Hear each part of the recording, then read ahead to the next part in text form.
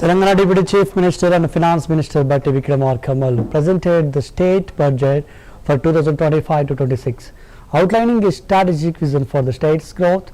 He said, "Our strategic roadmap for the next decade envisions a five-fold expansion of the current $200 billion state economy into a $1 trillion economy. The budget includes significant allocations for social welfare, with 40,232 crore rupees for scheduled caste welfare, 17,169 rupees for scheduled tribes welfare,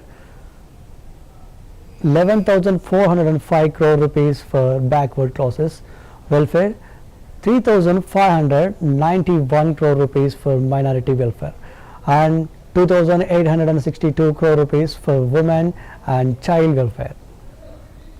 వ్యవసాయ రంగాన్ని పటిష్టవంతం చేసేందుకు గాను పళ్ళ తోటలు, పశు సంరక్షణ, చేపల పెంపకం వంటి అనుబంధ వ్యవసాయ కార్యకలాపాలను ప్రోత్సహిస్తున్నాం. రాష్ట్ర పరిశ్రమలు 22.5% మందికి ఉపాధి కల్పిస్తున్నాయి. చైనా +1 వ్యూహాన్ని అవలంబించడం ద్వారా తెలంగాణను ఫార్మాస్యూటికల్స్, బయోటెక్నాలజీ, విద్యుత్ వాహనాలు, పునరుత్పాదక శక్తి రంగాల్లో గ్లోబల్ తయారీ కేంద్రంగా అభివృద్ధి చేయాలనేది మా ప్రభుత్వ లక్ష్యం.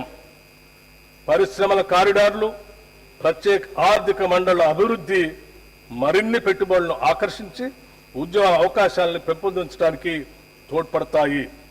తద్వారా ఆర్థిక వ్యవస్థ మరింత స్థిరంగా, వేగంగా అభివృద్ధి చెందుతుంది.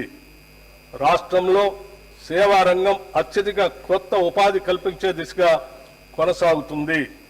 ఇది మొత్తం శ్రామిక రంగంలో 34.8% వాటాను కలిగి ఉంది.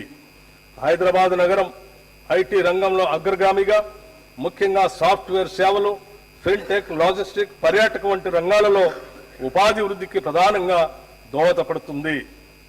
తెలంగాణలో శ్రామిక శక్తి 68.7% ఉండగా దేశీయ సగటు 64.3% మాత్రమే ఉంది. దీనిలో మహిళల ఉపాధి శాతం 52.7% ఉండగా ఇది దేశ సగటు 45.2% కంటే అధికం. మహిళలు మరియు వెనుకబడిన వర్గాలకు తెలంగాణ ప్రభుత్వం ఉపాధి అవకాశాలు కల్పించడంలో ఎంతగా విజయవంతమైందో ఈ గణాంకాలు తెలియజేస్తున్నాయి. రాష్ట్ర ప్రభుత్వం 16వ ఆర్థిక సంఘానికి సమగ్ర నివేదికను సమర్పించింది.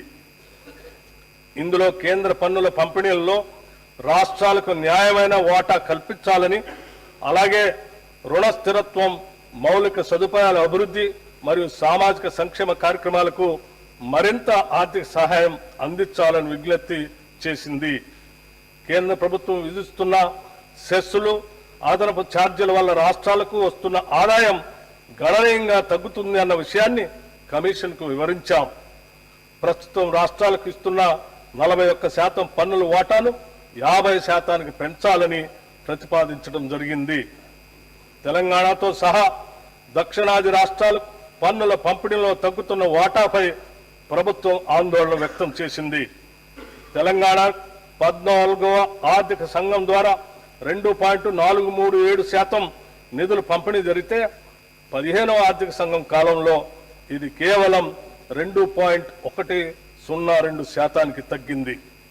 అభివృద్ధిలో ముందున్న రాష్ట్రాలకు తక్కువ నిధులు కేటాయించడం అన్యాయమని, దేశ ఆర్థిక వృద్ధికి దోహదపడుతున్న రాష్ట్రాలను ప్రోత్సహించే విధంగా పన్నుల